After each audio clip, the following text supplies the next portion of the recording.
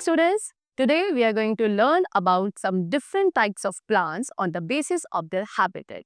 So as we all know that plants are all around us and they are very useful to us. Almost every single thing which we use in our daily life on our daily basis, we get them from the plants only, and hence we can say that plants are useful to us. So let's start our chapter first, which is about adaptations in plants. Okay? See, so students, in this chapter, we are going to cover the topics such as different kinds of plants like terrestrial plants, aquatic plants, some unusual plants and plants of the grass family. Okay, let's start it. See students, first of all, the topic is different kinds of plants. So as I have told you in the starting that plants grow almost all over the world. Okay, there are different types of plants which are found everywhere on the earth. They can grow on mountain slope, on ocean beds, desert, river valleys. Okay, now, so we can categorize the plants into different groups according to the place where they grow. That means on the basis of their living place, we can classify them into different groups. Okay, some plants climb with the help of support. Okay, some other creep on the ground. So that means what? That plants are found both on land and in water. Okay, different plants grow at different places, and according to their surviving place, they have different features. So usually plants develop some special features, okay, to adjust or to adapt themselves in that particular environment. They adapt some special features which is known as adaptation. Okay, now let's start the topic with the what? The different plants according to their habitat. Number one, we have terrestrial plant, and the other we have aquatic plants. See, so first of all, we are going to learn about terrestrial plants. So students, what are terrestrial plants? So terrestrial plants are the plants that grow on land. That means those plants which grow on land are known as terrestrial plants. And usually most of the plants grow on land only, right? Now, these plants can also further divide into subgroups. That means on the basis of their land platform, we can classify these terrestrial plants also in some particular groups. And in them, the number one, we have coniferous trees. Okay. See, these plants grow in cold and hilly places. Means what? That coniferous trees plants grow in cold and hilly areas like pine, spruce, fir, cedar, etc. These all are coniferous plants. Actual students, what happen is their leaves are small. Means what? The trees leaf, the coniferous trees leaves have small and they are known as needles. Okay, they have very fewer stomata. Their needles are coated with wax which prevents the loss of water. Okay, they are soaked in resin which help the needle protect freezing. Okay, these trees have what? These trees have cones. They do not have flowers. Instead that they have what? Cones. And their conical, that is slim and slanting shape, makes snow slide off easily. Okay, and they do not shed their leaves in winter. Very important that coniferous trees do not shed their leaves in the winter season. Next type of terrestrial plant which we have is mangrove trees. Okay, mangrove trees are what? Which grow near the seashore in marshy areas. Usually, they grow in marshy areas. Okay, and marshy areas are the hot and damp area, right?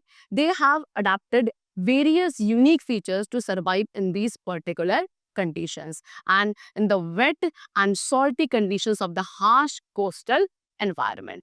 They have thick and juicy leaves so that they can retain water inside them, and since because the soil of marshy area is full of water, the roots grow out of the soil and water to breathe. The trees, the roots, okay, they grow out of the soil because they cannot breathe inside that soil which is full of water.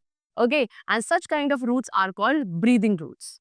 These roots also provide structure, support in strong winds and strong waves. Example, carry oak, scandelia. These are the examples of mangrove trees which grow in marshy areas, right? Then next what we have, the third type of terrestrial plant known as evergreen trees. Okay, See students, as the name suggests, these trees remains evergreen throughout the season or throughout the year. They have lots of leaves and they remain evergreen throughout the year. Example, teak, rubber, coconut. Okay, they do not shed their leaves even in winter season also, and therefore we call them what? Evergreen trees, right? They are found in tropical rainforests which have a lot of moisture and heat.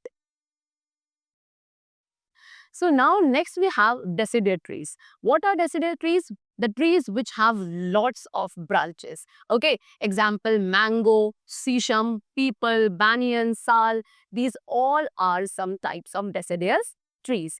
Where they grow? They grow in plains, and also their leaves change in color. Okay, in the autumn season, the leaves of deciduous trees change their color and they shed their leaves during winter season. That means what? They do not remain green ever throughout the year, right? Now, next what we have is desert plants. Okay, these are also the type of terrestrial plants only, named as desert plants.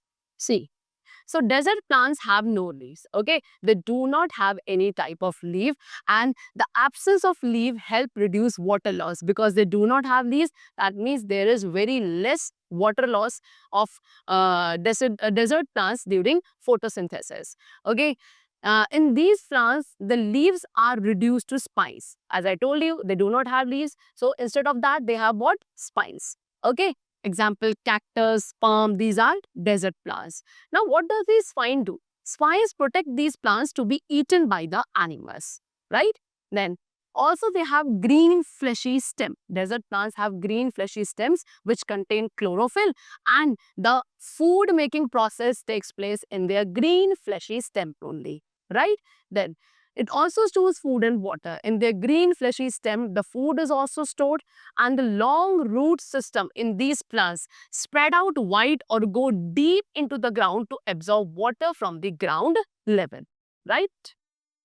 Again, then waxy coating on stem and leaves help to reduce water loss. These desert plants have waxy coating on their stem and their leaves which help them to reduce very less amount of water during the summer season or in the hot and humid climate. Okay, now the next topic which we have is about aquatic plants. So, the plants which grow in water are called aquatic plants. The plants which grow in water, under the water, on the surface of water, such kind of plants are known as either water plants or we can say aquatic plants also. Now, aquatic plants also have some special features which enable them to adapt themselves to their surrounding. Okay, they adapt themselves to make their food and water also. So now the number one which we have is floating plants. Okay, these are the very first group of aquatic plants. Floating plants are of majorly two types. Okay, number one, which are rooted in the sediment with the floating leaves. Okay, so floating plants are the first category in which the roots are in the sediment with their floating leaves like water lily and those which just float on the surface of duckweed. Okay, the green pigment known as chlorophyll and stomata. These two substances are present on the upper surface of their leaves.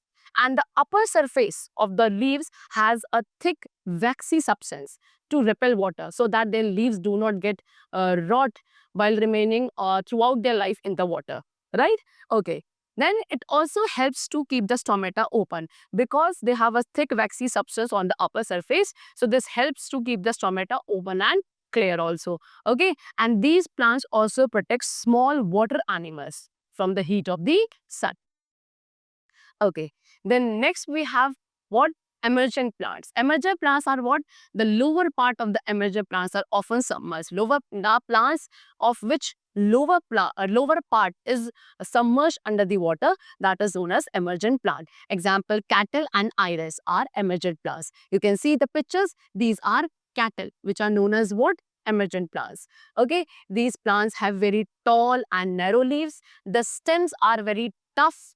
Okay, or we can say their stems have very tough internal fibers and a hollow structure. And this kind of special structure allow them to withstand severe winds and waves of water without damaging them. Okay, now next we have totally submerged plants. So these plants grow under the water, as we can say, because these are aquatic plants. So it's obvious that these plants will grow under the water. Okay, the surface cell, all the cells which are on their surface, they absorb water, nutrients, dissolved gases directly from the surrounding water. One more special feature what they have is that they do not have any stomata on the leaves. Okay, and the leaves of such plants are very narrow. Example, water starwort, tape grass, weed. These are submerged plants only. Okay, the very primary function of these plants is providing anchorage, okay, to the roots in such plants. These plants also clean the water. They also helps to clean the water by removing carbon dioxide, which is breathed out by the aquatic animals. The carbon dioxide which is released by the aquatic animals into the water, that carbon dioxide is being removed by these totally submerged plants only. Okay, and therefore we put such kinds of plants in aquarium also, which are there in our homes. Okay, now then next we have what? Some unusual plants. Okay, and in that category we have very first, that is insectivorous plants. So what are insectivorous plants? As the name suggests, these plants eat insects for their nutrition, right? And therefore we call them insectivorous plant, and also we call them carnivorous plants. Okay, many insectivorous species, there are many insectivorous species which live in freshwater bowls also. Example, pitcher plant, Venus flytrap. These all are insectivorous plant which eat insects. Okay, we can see the picture also. This is pitcher plant. You can see in this picture, which is a kind of insectivorous plant. So in this type of pitcher plant, what happen is insect is lured to enter the pitcher, a cylindrical modified leaf. So the leaves of such plants are modified, and they have a kind of cylindrical shape.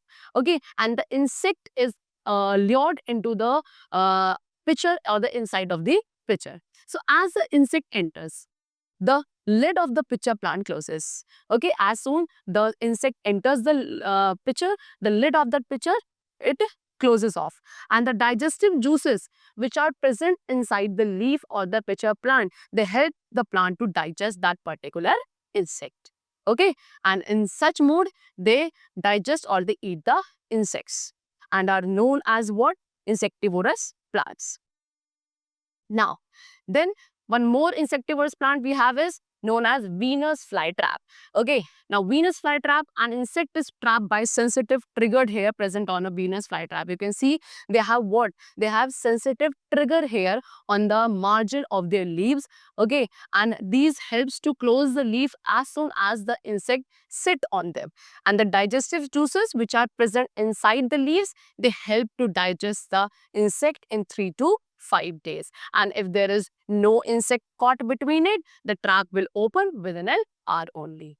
Okay, next we have ant plant. Now what is ant plant? In tropical region plants, so the tropical region plants, and in the ants they have developed friendship. In the tropical regions, what they have, the plants and the ants have developed the friendship. See, what happen is that ants living on a plant, the ants which live on a plant, these ants protect the plant from animals, and animals obtain useful homes from these plants, and in this way they have a friendly relationship between them.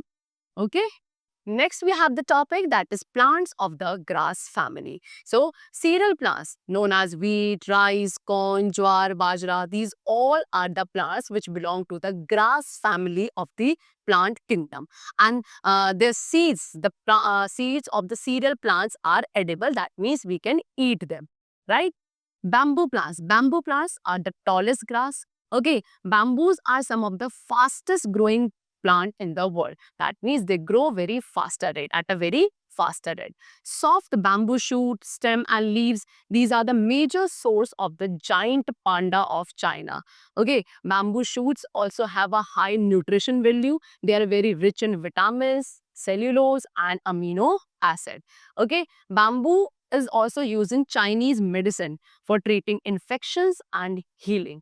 And bamboo fiber is also used to make paper. Okay, it is also used for making furniture, basket and many other handicraft. That means all over what we have learned, that bamboo trees are very what? They are very useful and of the grass family. Useful plant of the grass family. Okay. So students, here we have discussed the different features of the terrestrial and the aquatic plants which are there in our world. I hope it was very clear to you. Let's meet in the next class with a very new and interesting topic of the science. Till then, take care, keep learning. Thank you.